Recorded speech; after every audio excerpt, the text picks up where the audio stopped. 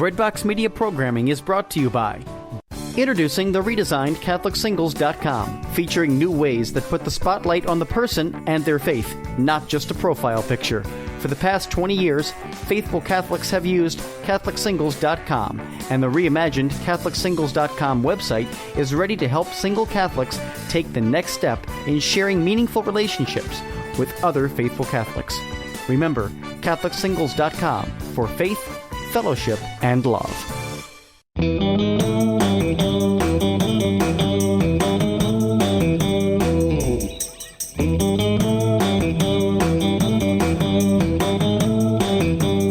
Well, hey everyone, and welcome back to another episode of Lisa, Hendey, and Friends. I am just super psyched, as always, to be back behind the microphone and just to have another great conversation. And actually, this week, the conversation is particularly meaningful. You know, we call this show Lisa, Hendey, and Friends, and a lot of times I'm meeting the friends that I interview for the very first time.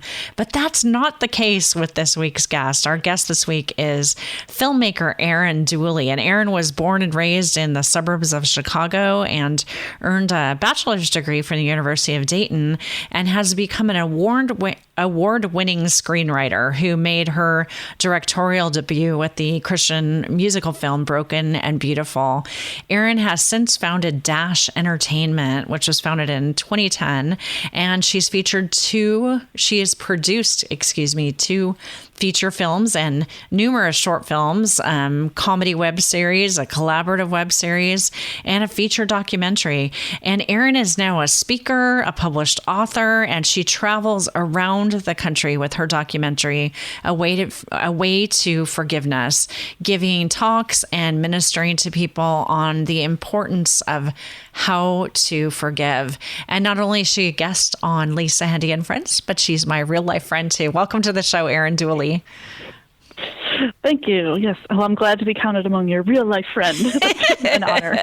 Not my made up in my head friends or my pretend friends, but my real life friends. Actually, Erin, I don't even remember exactly how we met, but I know that you're one of the first people that I met when I moved to Los Angeles. And although we don't get to see each other often enough, it's such a gift to me to know that you're just a freeway away. And I just love your creative spirit and just your heart. And so I always like to ask people, as the first question on my podcast, just tell us a little bit about your story, about Erin's story. Well, I've always been interested in writing. I thought I'd be an author when I was younger. That's what I was more interested in. Just came from a family of avid readers, so I guess, you see in your future what you see in front of you. So since I was reading books, that's what I thought, but then quickly turned to writing film once that just seemed better suited to what I wanted and the stories that I would tell. But yeah, I always grew up, I was, on stage as a high schooler. So I always, liked that creative thing, just being in the creative world, and then realized, yep, I'm fine being behind the camera. I don't need to be up on stage anymore or anything like that. So it's always kind of been in my, something that I would be doing was something creative, and have this entrepreneurial spirit, and to kind of blend those two, the business and the creative, doing my own thing with my own business and producing my own content for the past couple of years. So then decided to pick up and move out to LA from Chicago and try to pursue the dream and focus more on the writing and getting other people to produce my work. So, Erin, I think that there's so much complexity to how you got into what you're doing and where you are now with it. But it's kind of funny that I guess I want to start off, first of all, from the perspective of big changes that happened in your life. Let's talk, first of all, about Broken and Beautiful and when that film was created and what you've done with that in recent years. Yeah, that was the first film feature that I made. I had done, I think, only one other short film before that, and I wrote this film, and I went for a walk after I finished the script and was praying about what God wanted to do. And I was still, I was living in the suburbs of Chicago, didn't have any connections to anybody out in LA, and just really felt that God was wanted me to continue doing it and to produce it. So I did. Just basically everybody that I knew, I asked if they could help out. And so that was all the way back in 2011 when I made that film, took it around to festivals and was trying to get it, a wider release. And then I sort of set that aside when, the rest of life happened, and then I made the documentary. So that kind of went on pause for a little bit. And then I picked it back up last year and decided to release it again, and just having had the experience, which we'll talk about with A Way to Forgiveness, now that I had, rented out theaters and, had more connections and thought I could do something a little bit bigger, I decided that I wanted to, finish what he started in my life, and I still believed in it and wanted to get that message, because it also has, the idea of grace and mercy and forgiveness. That's a common theme in a lot of things that I write, which I didn't kind of notice because it's not always the main theme or something in what I write, but there is that underlying theme in a lot of what I do. And when I picked this back up again and I realized that, so then in the spring I released it. I went and rented out theaters in 10 different cities, and it's available online on DVD. And so that's a story people in the church. It's interweaving stories, people all dealing with different struggles, from infidelity to addiction, and how people of faith deal with it. And I always joke that they sing about it. That's how you deal with life struggles. You break out into song. It uses contemporary Christian music that you'd hear on the radio, and I weaved the story around the song so they fit really kind of perfectly with what that character is going through. So that is Broken and Beautiful.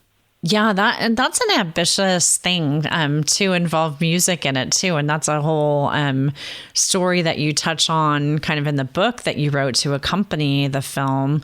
Do you want to talk a little bit about the book and why you decided to do that? Because that's a little of an unusual thing for a filmmaker to actually write something to go with the project.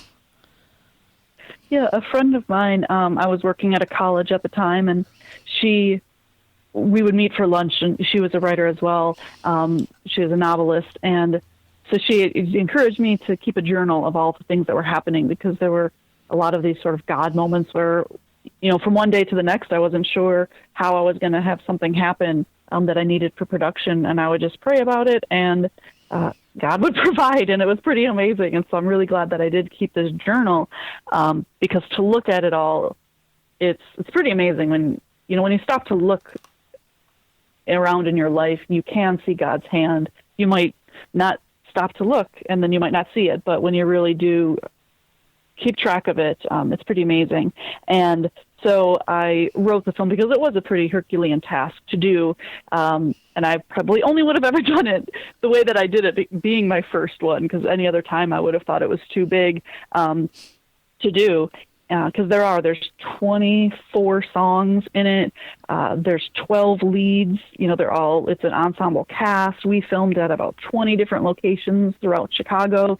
And I was a new director. And so it was a big task. And so the book is, it's called You Want Me to Do What, God? Because I did not feel equipped to do it at the time, but he did provide. And so it's just the idea of saying yes to God and knowing that he's going to provide. And it might look different than what you think, but that he will, if you are going to be in line with what he's asking, then he will see it through in your life. So I just so it's a small book. It's like a devotional. Each chapter starts with a Bible verse that sort of sets the tone for that chapter, and it goes chronologically through the journey all the way from inception through release. And so it's a quick read, and some people they do it as a daily devotional, or you can read it straight through, but it's just, so people can look at how God might be calling them to do something, and having them grow past their comfort zone to do something big for God, or maybe even small for God, but whatever God's calling you to do, that he'll give you the tools to do it. It's, I think that one of the things that I'm so drawn to in you, Erin, along with the fact that you're just super fun and super awesome and cool, is your vision for storytelling, and that it comes out of a place of very real depth of emotion in you. And the first work that I was introduced to of yours is your beautiful documentary, A Way to Forgiveness. And I know that our listeners probably don't know anything about that project. And so I wonder if you might describe for them where that came from and what it eventually turned into for you, A Way to Forgiveness. Yeah, it focuses on my journey across Spain on the Camino de Santiago, which is a religious pilgrimage. I had been interested in walking the Camino for many years, and it just didn't happen because you have to take at least a month to walk it. And, most people's schedule don't allow that.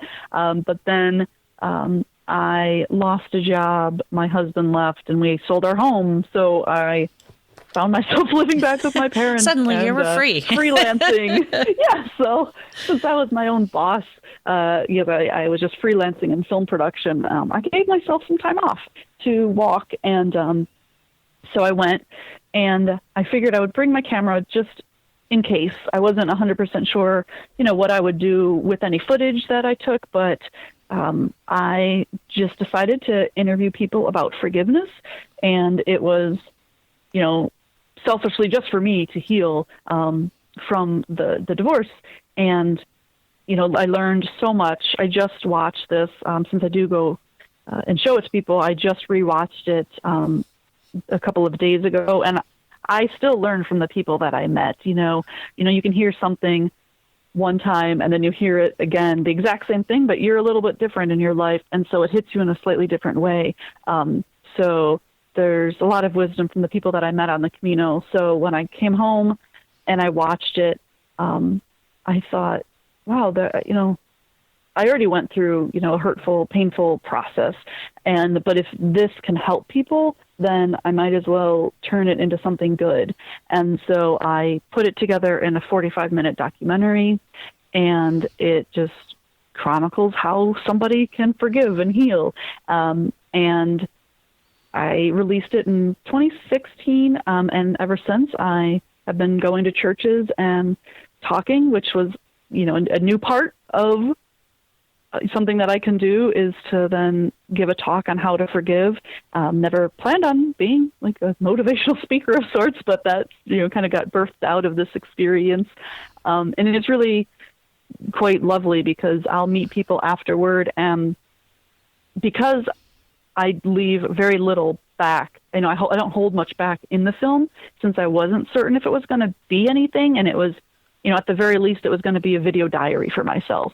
So I'm very raw, and I really just lay it all out on the table. And so people in the audiences will come up to me, and they'll really share a lot of personal things and ask me for advice. And so I do take it very seriously. And it's really special to me to be able to have those moments with these people that are opening their hearts back to me, and to try to help them, or at least, know that they're hurt, and, just really acknowledge where they are in their life. And some people have called from the parking lot to apologize to, like, this one person came up to me and said that he just made a phone call and apologized to somebody because he felt convicted when he was watching the film, that he realized, oh, wow, I might have really, really hurt that person, and I should apologize. So it's really humbling to be used by God in this way, and to just really, all that encourages me to continue to spread the message that we're all called to forgive each other, and this world would be a lot better place if we could all do that. As hard as it is for sure very difficult to forgive, but if you can do the hard work to do it, we would have a much more beautiful world. Yeah, Erin, I think it's that rawness that really struck me. I actually think, if I'm doing the math on this in my head right, I feel like I watched the film before I actually met you in person. And so in the film, you've gone through this tremendously heartbreaking experience, and you've I think, gone through a little bit of a pretty radical physical transformation because you have very little hair in the film. Right? You gave yourself a pretty good haircut before you went off to the Camino. Yep. And so then I remember meeting you for the first time, and you're this tall Amazonian, beautiful, blonde-haired, long blonde-haired woman. And I'm like, wait, is this the same person? But I actually saw it when I was preparing, in a sense, for my own Camino of sorts. I walked the Notre Dame Trail a couple of years ago, and that was a 300 plus mile journey, not across Spain, but across Indiana. And I remember watching the film while I was in training for the trail. And I've always longed to go on the Camino and to make the Camino myself, but I don't know if I ever will. But I feel in a sense that I made it with you. And I love that what you talk about with respect to the fact that you didn't know if you'd actually share this. I think you made that film differently than had you gone into that walk thinking, okay, now I'm going to make a documentary. Because there was, there were so many points during my watching of A Way to Forgiveness, and since I've watched it subsequently, that I'll get just...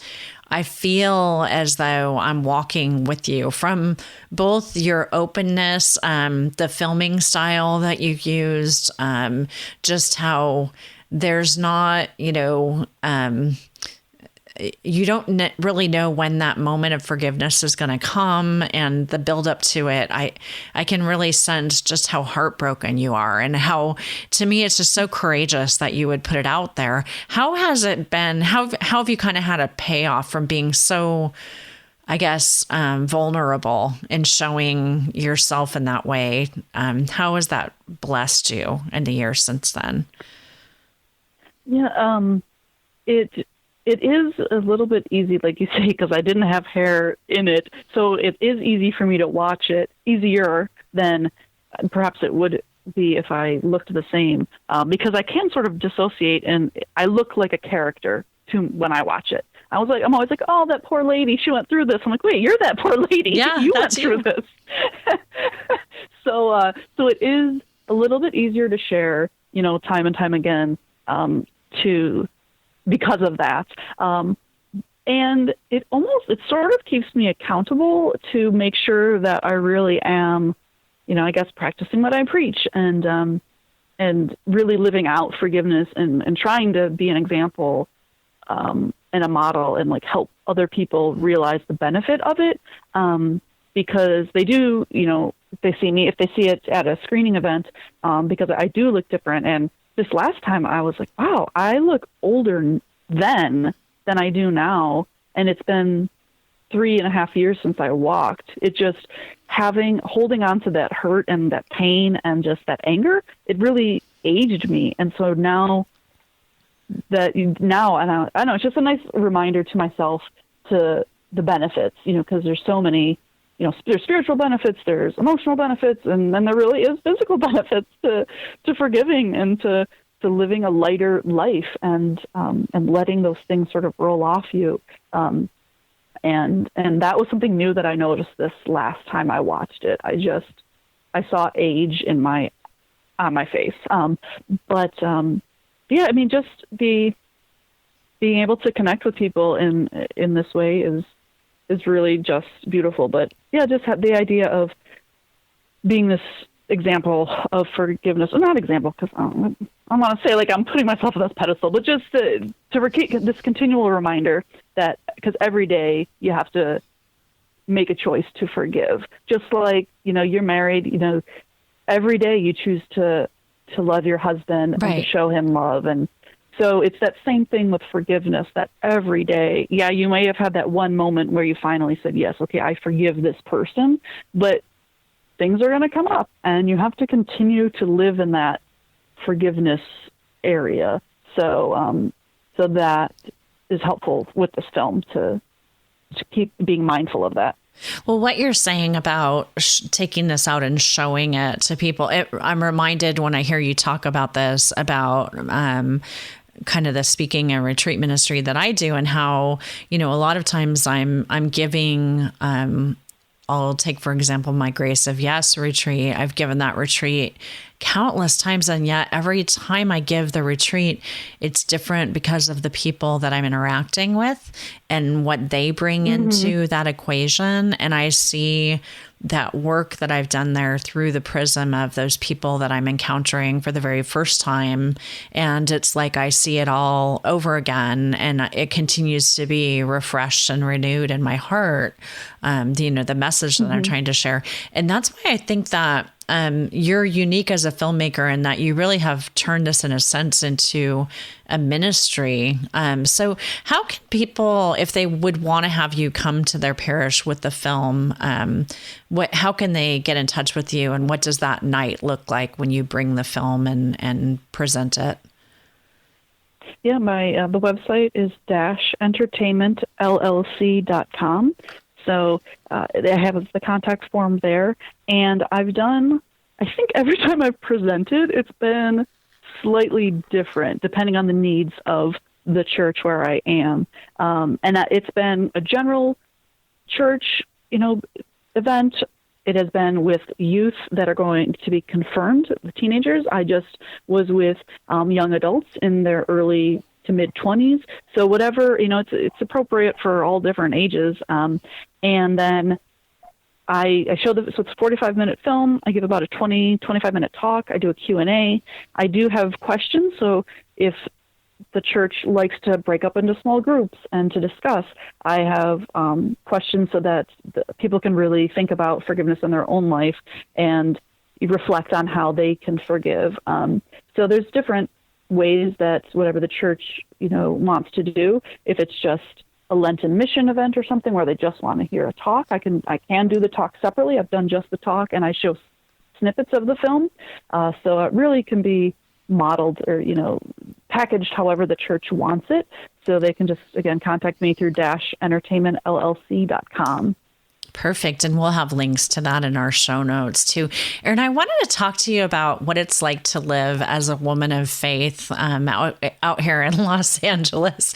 In a way, it's like you're really living kind of that La La Land existence that we encountered in the movie. And to me, you're someone who's actively using your gifts to create, to look to kind of foster new ideas, in the secular world of movie making and television production and stuff. And it's a rough, it's a rough business. And so I'm just wondering what it's like for you as, first of all, a woman, and secondly, a woman of faith, to try to make it out here. What's that like? Yeah, I mean, it's not easy. LA can be a very tough town. There was some billboard that was like, LA's full, stop moving here. It's like, it's just such a crowded town. And I was told when I first moved here, they're like, yeah, about every 6 months, you're going to need to, maybe more than want to, get away for at least a long weekend. And I have found that to be true. It just, it gets to be a lot, this constant hustle, so it's taking those escapes. I do go back to see family pretty much every, once a year for the holidays. And I learned very quickly being here that you need to surround yourself with, the like-minded people to stay grounded, because I could physically feel like the weight of this city when I moved here, like the darkness of the city. So there is a lot of, the dark here. But just like, St. Paul says, wherever sin abounds, grace abounds all the more. And so I have been wonderfully surprised and delighted at the depth of people who I have found in the Catholic communities that really, they are so firmly planted. So I have made a very, purposeful point to join those communities, make those friends, you included, to find those people of faith so I can stand shoulder to shoulder with them. And there are so many people in this industry that are also trying to, have work for God. And some are doing it overtly, and some are just doing it, wherever they are, if they're in, a writer's room for a TV show that, on its face is nothing to do with religion, but maybe they're making it less offensive, and for them, that's what they need to do, and that's what they're called to do. So it's interesting to also, have those conversations, but really it's surrounding myself with the people who are like-minded, but also really good at their craft, because they're to call you to be better in your craft and just to constantly improve. So because it's really important, because you can very easily get swayed in this town, and do things that you might not that they're terrible, but maybe you shouldn't be doing them, or projects that maybe you don't want your name associated with. It can be easy when you're getting no's to a lot of things, if the one yes you're getting is like, oh, but this isn't really that great. So it just takes a lot of prayer and finding the right people to surround yourself with. Yeah, I find those bright lights and interesting places too, just those people that are really special, and you wouldn't necessarily expect that they're going to be so open about what inspires them to do the work that they do. And I think that I find more often than not that people out here, maybe I've just been really fortunate, but that people are well-intentioned, and that they, that they're inspired in a certain way. And maybe it's not, most often it's not something that's overtly religious, but they're cool people with good stories to share. And it's just really fun. And sometimes I'm surprised that, I wear this cross around my neck, and so I'm sort of not hiding from the fact that I'm representing a particular viewpoint. And it's often really fun to kind of have people come to you and just ask you a question about the church, or, have a chance to sit and talk to somebody about their own journey and just to listen. And I'm sure you find that all the time in the work that you're doing.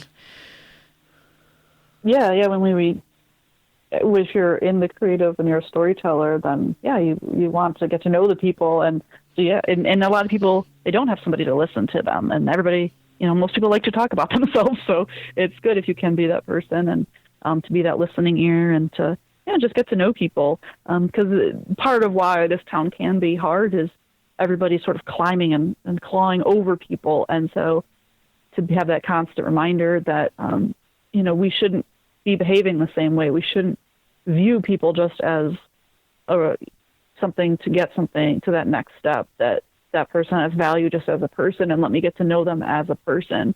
And people can sniff that out so quickly.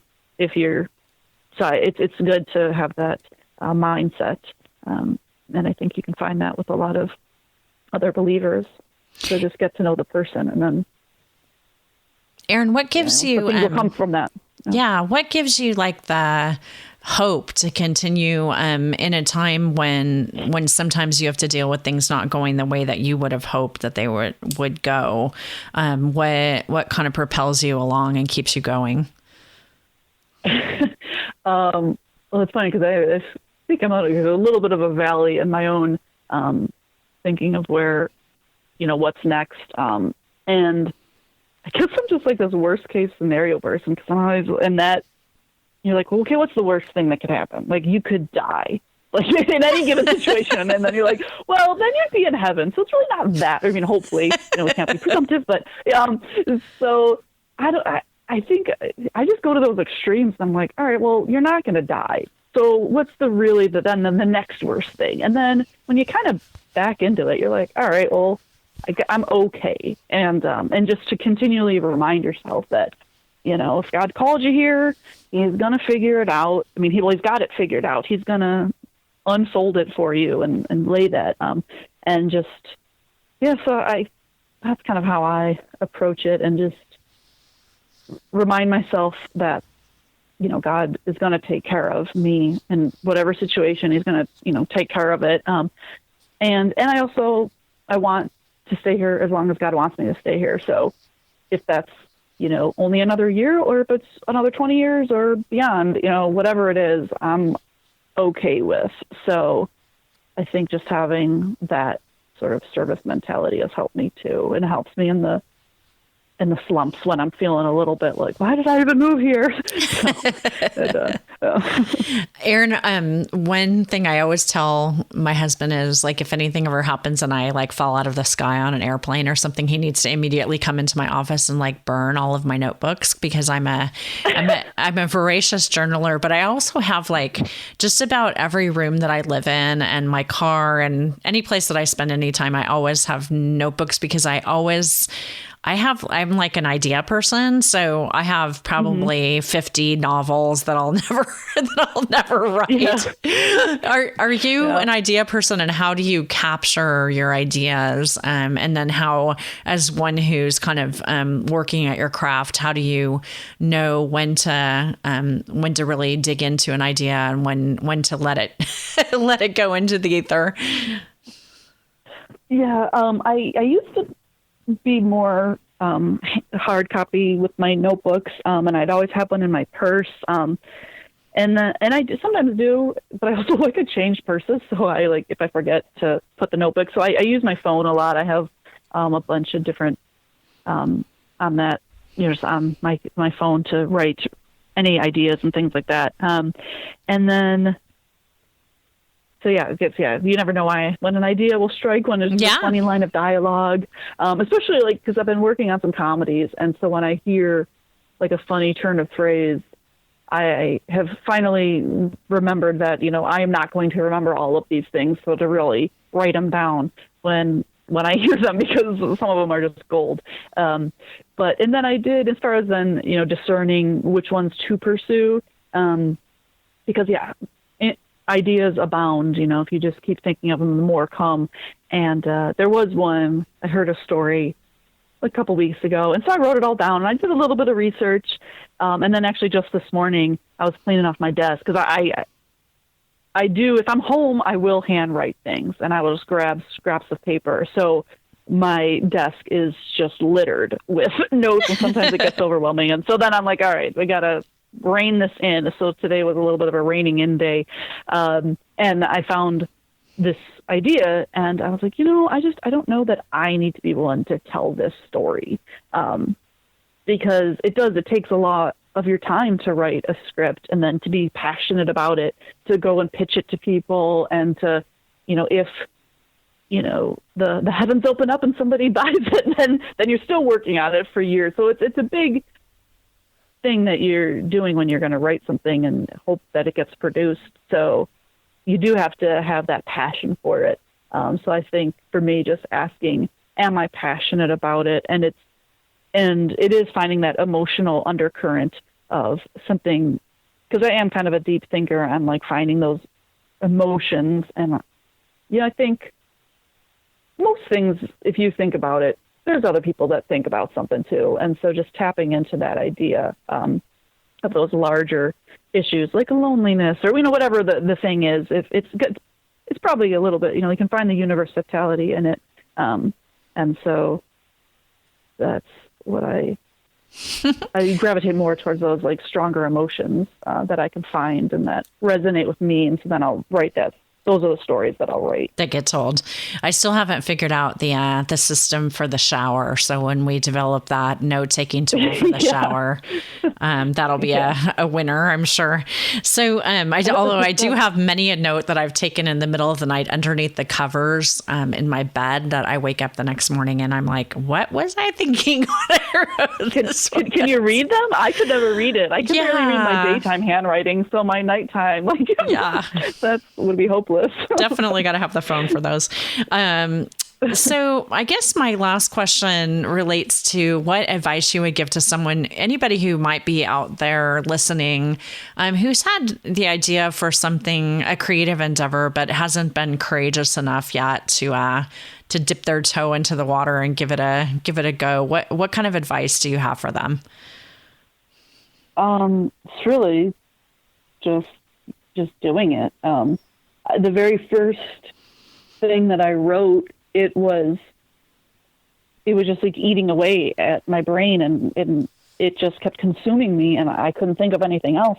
And I said, fine, I'll write it down. And then thinking that would just, okay, I got it on paper, then I'll be done. I won't think about this anymore. But then, that next idea was right there too. So it will open the floodgates. But to just do it, and to research whatever, your craft is. If it's writing, then read a ton. If it's directing, then, study direct, whatever, learn your craft. But yeah, just doing it. The tools are so accessible now, which is kind of a double-edged sword because people have different expectations now, and you still have to cut through, all of the clutter that is bombarding everybody, all the messages, and you still have to get people to watch it. So it might be easier to make things. But yeah, I think just doing it, and if it resonates, it'll resonate. A way to forgiveness, I shot it myself on a GoPro. I joke that it's the shortest credits in film history because it is me. It is my name, and then it is the composer's name and the person that cleaned up the sound. 3 people. And so it's like 30 seconds of credits. But you can do it, and people can forgive, it's for that. It's shot on a GoPro. There's, it's handheld, so it can be a little bit shaky, whatever, but it resonates. It's so emotional that it touches people. So you don't have to be this fancy filmmaker. You can just do what you can with what you can, and then you grow and you'll get more. So just start. This is the most simplest. My long-winded answer. Now I'll just start. That is the short answer. I like that. So if you're listening, just start, and definitely make sure that you check out Erin's website. You can kind of find a home base for her at -entertainmentllc.com, and we'll have links to the Beautiful Unbroken website, to ways for you to find out about a way to forgiveness and how to bring that out, or to see it for yourself if you want to bring it to your parish, and all of Erin's social media links. And Erin, I want to thank you for the beautiful work that you're doing, and especially for being a friend and a storyteller. And I pray for you all the time, and I can't wait to see what comes next in your story. So thanks for coming on the show. Well, yeah, I was glad to be here, and always glad to talk with you, either over coffee or over a podcast. It's always good. So. Yeah. Well, God bless you and the good work, and keep it up. And I can't wait to see you in person again soon. Yeah. All right. Thank you. Well, that, again, was our interview with Erin Dooley, and be sure to check out the show notes. Erin has so much good going on, and she's just a really bright light and a greatly creative resource, and I know you're going to enjoy getting to know her. Definitely consider bringing a way to forgiveness, and check out Broken and Beautiful. It's been called a Mamma Mia of Mercy and Grace, so great films. And that's it for this week's show. So until next week, we're always happy to get your feedback. So if you have any questions or anything that you'd like to share with me, you can always reach me on social media at Lisa Hendey, or just drop an email to lisahendey@gmail.com. All the shows air in a variety of different places, but I really would like to thank our friends at Breadbox Media for being a wonderful podcasting home for us. And if you enjoy the show and want to share it with other people, it's really great for you to share Breadbox Media, because not only will you hear Lisa Hendey and Friends, but many other great podcasts as well for your journey. So until next week, friends, I wish you and yours all the best. Have a great week, and God bless.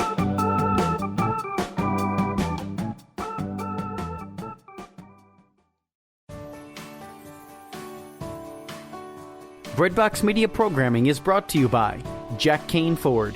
Find your next Ford Tough vehicle at caneford.com. Woodhill Community Center. Have a hand in the heart of the city.